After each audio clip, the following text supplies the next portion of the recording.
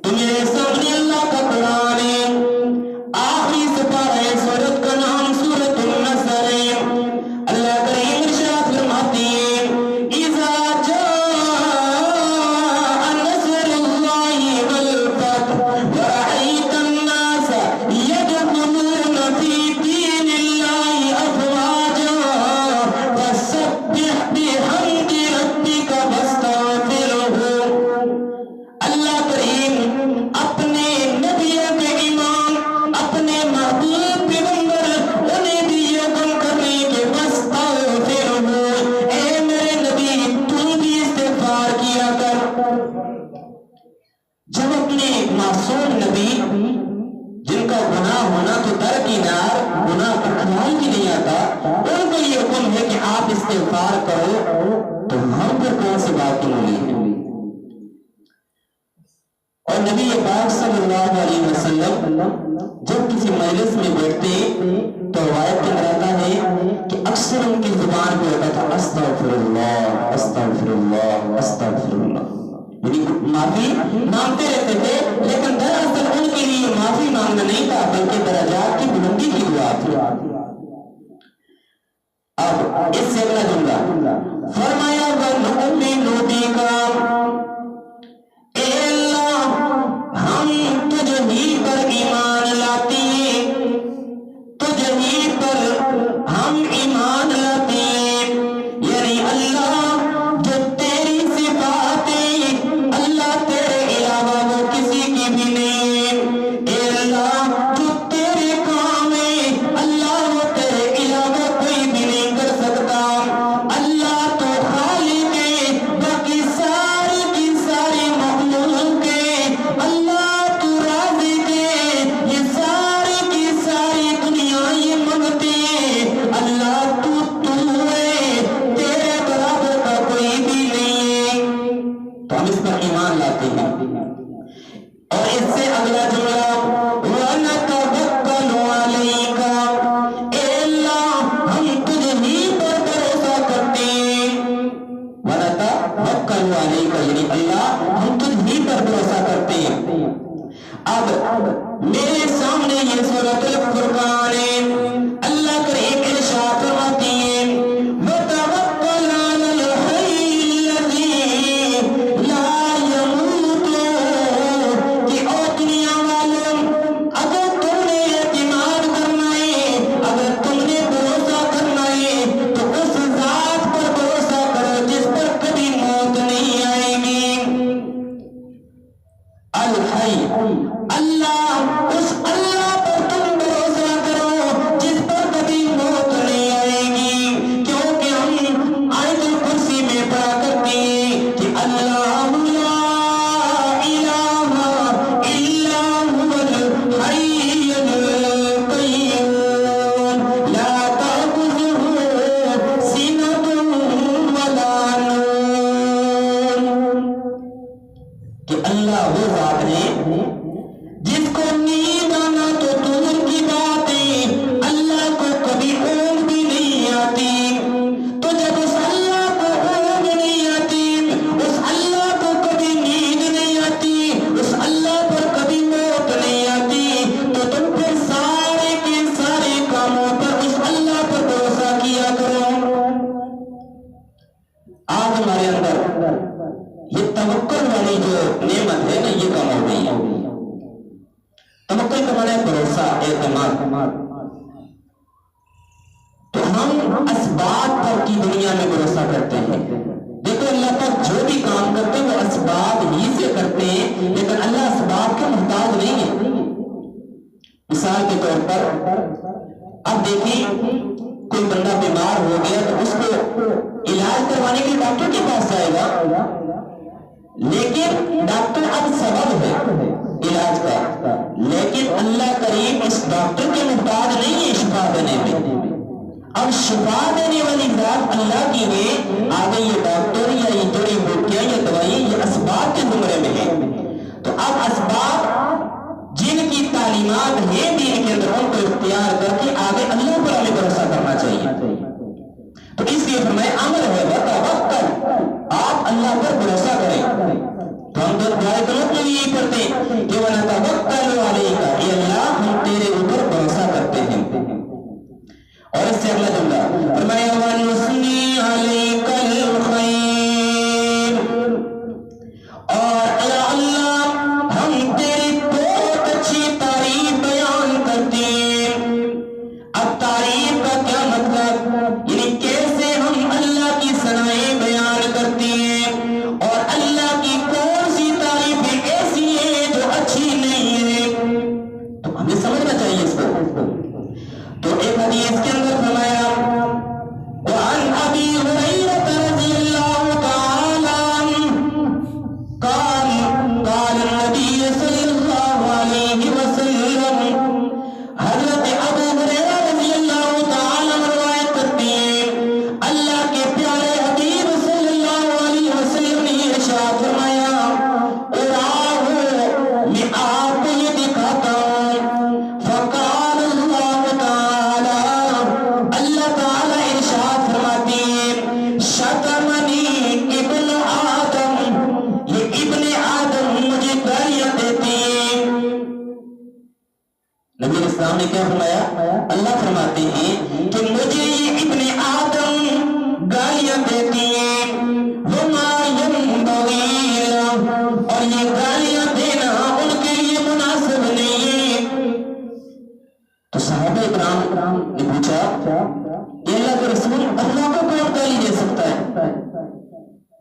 فقال اللہ کے رسول صلی اللہ علیہ وسلم نے ارشاد فرمایا اما شتمہ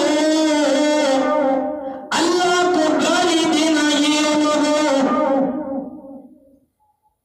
کہ فقال لوگ یہ کہتے پھر رہی ہیں کہ اننی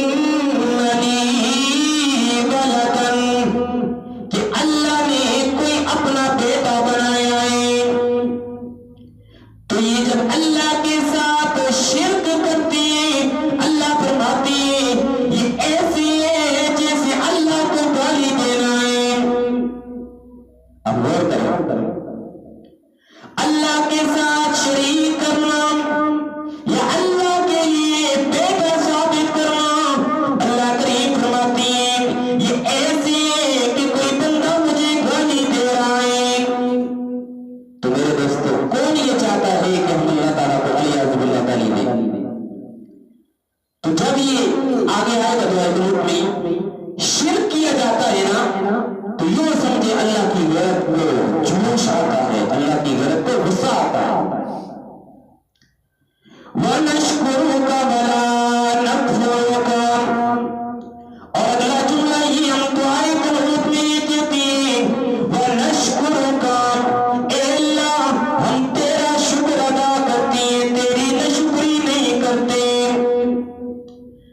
ایک مرتبہ نبی پاک صلی اللہ علیہ وسلم رات تک آخری وقت مصلی پہ کھڑے پاؤں مبارک سوج گئے ورم آ گیا سیدہ کائنات حضرت عائشہ صدیقہ رضی اللہ تعالیٰ عنہ پوچھتی ہیں اے اللہ کے رسول اللہ نے آپ کو معصوم بنایا ہے اللہ نے کوئی گناہ آپ کا نہیں آپ کے لیے نہیں رکھا تو آپ آرام کیجئے کیوں اپنے آپ کو اتنی مصائب میں ڈالتی ہیں یعنی آپ آرام کریں اپنے آپ کو اتنا پریشان کرتے ہیں ہمیشہ عبادت کے اندر تو نبی پاک صلی اللہ علیہ وسلم نے ارشاد فرمایا او عائشہ افلا اکون عبدا شکورا او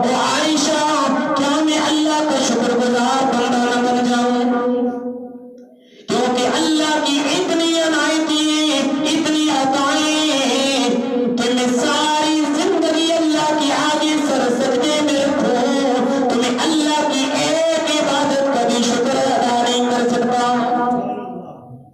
تو اب نبی پاک فرماتے ہیں کہ میں اللہ کا شکر گزار بندہ نہ بن جاؤں یا عائشہ تو بتاؤ ہمارے اوپر اللہ کے کتنے احسانات ہیں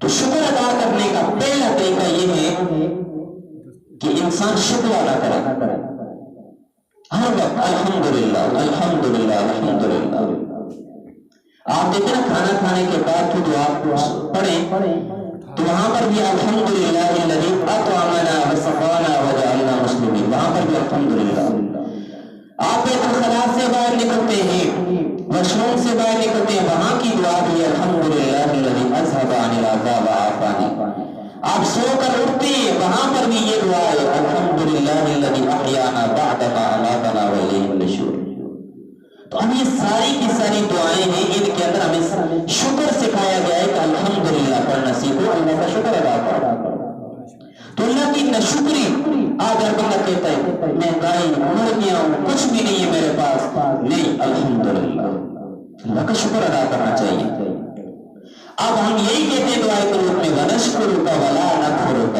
حضور نے ہمیں یہی کلمات سکھائے ہیں کہ آپ کہیں اللہ ہم تیرا شکر ادا کرتے ہیں تیری نشکری نہیں کرتے اور اس سے اگلا جملہ وَنَخْلَعُ وَنَتْرُكُ مَن يَفْجُرُ وَنَخْلَعُ ہم الگ کرتے ہیں خلا کا معنی ہے کسی درخت سے چھلکے کو اتار کے الگ کر دینا ہم دعائے قنوت میں بھی یہ کہتے ہیں وَنَخْلَعُ اے اللہ ہم دور کر دیتے ہیں وَنَتْرُكُ ہم چھوڑ دیتے ہیں کس بندے کو مَن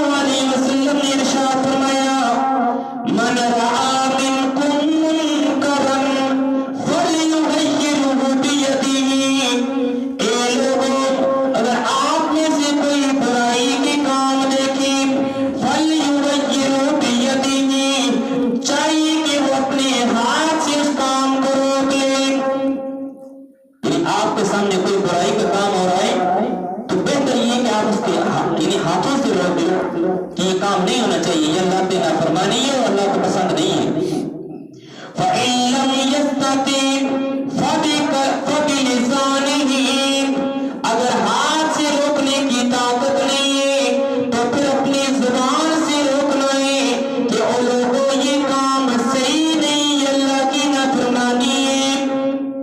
یعنی اگر ہاتھ سے نہیں روک سکتے تو پھر زبان سے روکو. فَإِن لَّمْ يَسْتَطِعْ فَبِقَلْبِهِ، اگر نہیں آپ طاقت رکھتے تو پھر اپنے دل کے اندر برا جانو کہ یہ کام جو ہو رہا ہے یہ صحیح نہیں، اللہ کی نافرمانی ہے. اب یہ 3 درجے ہیں. پہلا درجہ یہ ہاتھ سے روکو، اور اگر ہاتھ سے نہیں روک سکتے آپ زبان سے روکو، زبان سے بھی نہیں روک سکتے تو اپنے دل میں برا جانو. وَذَلِكَ عَذَابُ الْإِيمَانِ، او لوگوں یہ سب سے کمزور درجہ ہے. یعنی اگر دل کے اندر بھی برا نہیں سوچ سکتے تو یہ ایمان کا سب سے کمزور درجہ ہے. اتنا ایمان تو کم از کم ہونا چاہیے کہ اگر آپ کے سامنے کوئی برائی ہو رہی ہے تو آپ اس کے بارے میں دل سے برا سوچو کہ یہ نہیں ہونا چاہیے، اور یہ آخری درجہ ہے. اور اس سے اگلا جملہ اللہم ایاک نعبد، اے اللہ ہم تیری ہی عبادت کرتے ہیں. دعائے درود میں اللہم ایاک نعبد، اے اللہ ہم تیری ہی عبادت کرتے ہیں. آگے فرمایا وَلَکَ نُصَلِّی، اور تیرے لیے نماز پڑھتے ہیں. وَنَسْجُدُ، اور ہم سجدہ کرتے ہیں. آپ غور کریں ذرا عبارت پر. پہلے فرمایا نعبد، اے اللہ ہم تیری عبادت کرتے ہیں. پھر اس کے بعد فرمایا ہم تیرے لیے نماز پڑھتے ہیں. پھر فرمایا ہم سجدہ کرتے ہیں. اب دیکھو عبادت کے اندر نماز بھی آ گئی، سجدہ بھی آ گیا. پہلے عبادت کا ذکر، پھر نماز کا ذکر، پھر سجدے کا ذکر. اب جیسے عبادت کا ذکر ہوا تو اس کے اندر نماز بھی آ گئی، سجدہ بھی آ گیا، لیکن ان تینوں کو الگ الگ ذکر کیا. کیا مطلب اس کا؟ فرمایا اللہم ایاک نعبد، اے اللہ ہم تیری ہی عبادت کرتے ہیں. جتنی بھی ساری کی ساری عبادتیں اللہ کو تیرے لیے کرتی ہیں. وَلَکَ نُصَلِّی، تیرے لیے نماز پڑھتی ہیں، کیونکہ یہ سب سے اہم امر ہے. یعنی سارے کے سارے کاموں میں سے سب سے زیادہ اہمیت والی عبادت ہے، تو اس لیے نماز کو ذکر کیا. اب نماز کے بعد وَنَسْجُدُ، اور ہم سجدہ کرتے ہیں. اب سجدے کو کیوں ذکر کیا؟ تو محدثین فرماتے ہیں اس لیے کہ انسان سب سے زیادہ جب یعنی قریب ہوتا ہے تو وہ سجدے کی حالت میں اللہ کے قریب ہوتا ہے. لیکن جب انسان سجدے کو چھوڑ جائے وہ 2 صورتیں ہیں، یا تو یہ کہ مکمل چھوڑ دے یعنی سجدہ ہی نہ کرے اللہ کے آگے، یا پھر سجدہ تو کرے لیکن اللہ کے آگے نہ کرے، غیروں کے آگے سجدہ کرے. تو یہ دونوں حالتوں میں بندہ سب سے زیادہ دور بھی سجدے کی حالت میں ہوتا ہے. یعنی قریب بھی سجدے کی حالت میں اور دور بھی سجدے کی حالت میں. فرق یہ ہے اللہ اپنے قریب اس لیے کرتا ہے کہ بندہ ساری کی ساری اپنی عاجزی ذلت اختیار کر کے اللہ کے آگے سر جھکاتا ہے. اللہ فرماتے ہیں سب سے یہ کٹ کے میرے آگے جھک گیا ہے تو اب میں اس کی قدر کروں گا. اور اگر اللہ کے آگے سے سجدہ کرنا چھوڑ دے یا مکمل چھوڑ دیں یا کسی غیر کے آگے سجدہ کرنا شروع کر دیں، اللہ کریم فرماتے ہیں سب سے زیادہ دور بھی میں مجھے اسی حالت میں گزرتا ہے. تو فرمایا وَنَسَا وَنَخْفِضُ، اگلا جملہ فرمایا وَنَسَا، اے اللہ ہم دوڑتے ہیں، وَنَخْفِضُ، اور تیری خدمت کے لیے حاضر ہوتے ہیں. وَنَسَا، نسا کا معنی دوڑتے ہیں. اللہ کریم نے دوڑنے کا یہ مفہوم بیان کیا کہ مطلب یہ جب کبھی بھی عبادت کا موقع آئے تو تم ایسے لپک کے اللہ کی طرف آؤ جیسے تم دوڑ کے جاتے ہو.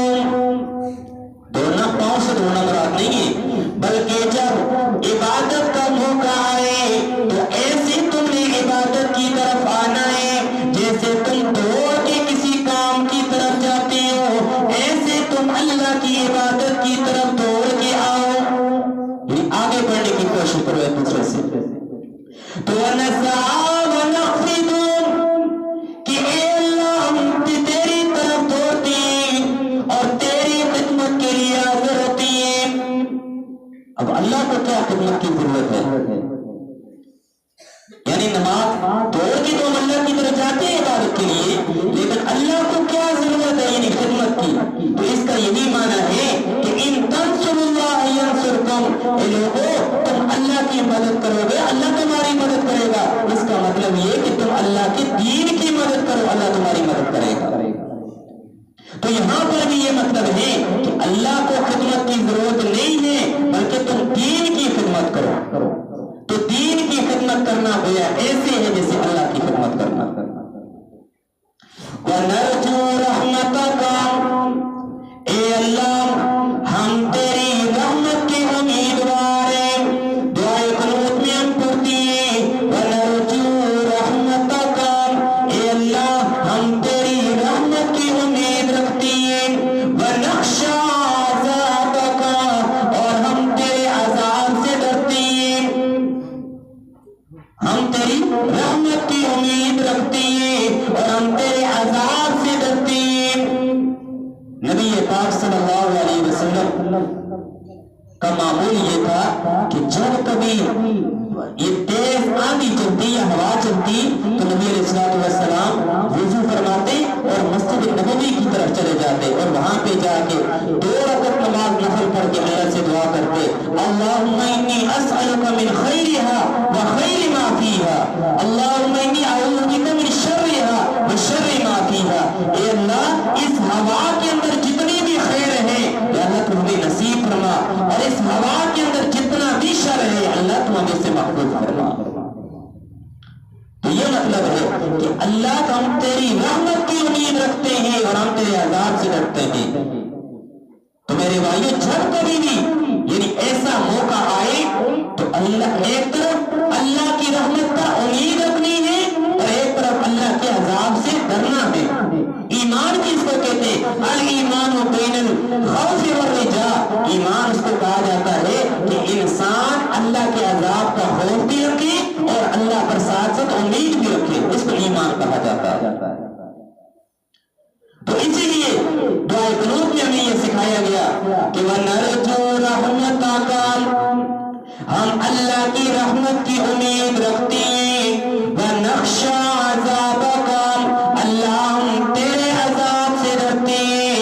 اس لیے کہ اللہ جب تیرا عذاب آ جائے، اللہ جب تیرا عذاب آ جائے تو ایسے بدکار لوگوں پر بھی آتا ہے، ساتھ ان لوگوں پر بھی آتا ہے جن لوگوں نے اللہ کی نافرمانی پر آنکھ جھپکنے کے برابر بھی کبھی برا نہیں سمجھا. پچھلی قوموں میں سے ایک قوم گزری ہے، بنی اسرائیل کی ایک قوم تھی. اللہ کریم کی طرف سے جبرائیل علیہ السلام کو حکم ہوا کہ اے جبرائیل جاؤ فلاں قوم پر یہ عذاب لے کے جاؤ. جبرائیل علیہ السلام نے فرمایا اے اللہ اس قوم کے اندر تیرا ولی بھی ہے، تیرا نیک بندہ بھی ہے، اللہ میں کیسے عذاب لے کے جاؤں؟ یعنی اللہ فلاں قوم پہ جب عذاب لے کے جاؤں گا تو اس قوم کے اندر اللہ تیرا نیک بندہ بھی ہے، میں کیسے عذاب لے کے جاؤں؟ اللہ کریم نے فرمایا او جبرائیل یہ جو قوم ہے اس قوم کے اندر جب نافرمانی کی جا رہی تھی اس نیک بندے نے آنکھ جھپکنے کے برابر بھی کبھی نہ ان کو تبلیغ کیے نہ کبھی ان کو کوئی برا سمجھائے. یعنی ان کے سامنے نافرمانی کی جا رہی تھی، نہ انہوں نے اس کو تبلیغ کی اور نہ ہی آنکھ جھپکنے کے برابر بھی اس نے یہ نہیں سمجھا کہ یہ برا کام کیا جا رہا ہے تاکہ میں ان سے دور ہو جاؤں. تو جب جبرائیل علیہ السلام عذاب لے کے آئے تو کتابوں میں لکھا ہے حکم ہوا کہ اے جبرائیل یہ جو نیک بندہ ہے اس کو عذاب کے نیچے رکھ کر باقی قوم کو اس کے اوپر الٹا عذاب دے دو. تو عذاب پر چپ ہونا، گناہ پر چپ ہو جانا، یاد رکھیں یہ ایسا ہے جیسے گناہ پر رضامند ہونا. تو آج ہمارے سامنے گناہ کیے جا رہے ہیں، اگر کم از کم ہم ان کو روک نہیں سکتے، اپنے دل کے اندر تو برا سمجھے کہ یہ غلط کیا جا رہا ہے،